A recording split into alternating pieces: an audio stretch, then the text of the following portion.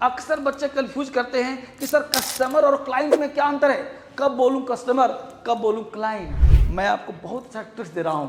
आपको जैसे मैंने 1000 रुपये दिए, आप बाजार में गए 1000 रुपये का सामान लिया, आटा लिया, चावल लिया, दाल लिया, बिस्किट लिया, टॉफी लिया, चॉकलेट लिया, आगे घर। यानी आपने 1000 दिया लेकिन आपके बैग में 1000 रुपया वापिस आ गया। कैसे? सामान के रूप में। आपने 10 रुपये का चॉकलेट लिया, 200 का आटा लिया, 50 का चावल लिया, यानी आप हो गए कस्टमर। कस्टमर का मतलब होता है बायर ऑफ गुड्स।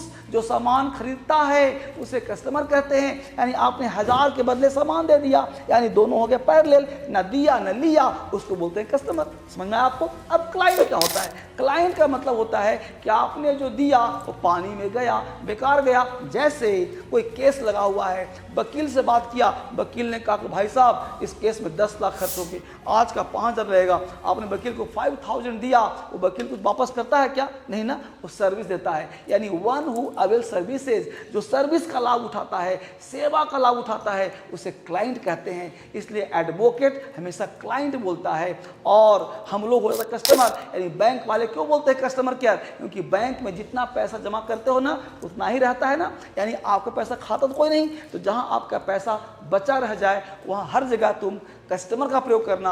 इसलिए हम लोग कस्टमर हैं, सामान खरीदते हैं तो कस्टमर हो गए, बैंक के कस्टमर हो गए। आप मोबाइल यूज करते हो ना, वहाँ पे होता है कस्टमर केयर, क्योंकि आप पैसा से रिचार्ज करते हो, वो बदले में देता है। लेकिन जो सर्विस देता है, सेवा देता है, इस होटल में ठहरते हैं, वहाँ कस्टमर नहीं क्लाइंट होते हैं। तो जिस चीज़ का हम लाभ लेते हैं ना उसको हम क्लाइंट कहते हैं, और सामान खरीदते हैं तो कस्टमर कहलाते हैं। आई होप समझ में आ गया होगा। नहीं समझ में आया फिर से देखो, लेकिन दोस्तों को शेयर करो, देखो तो उसे समझ में आता है।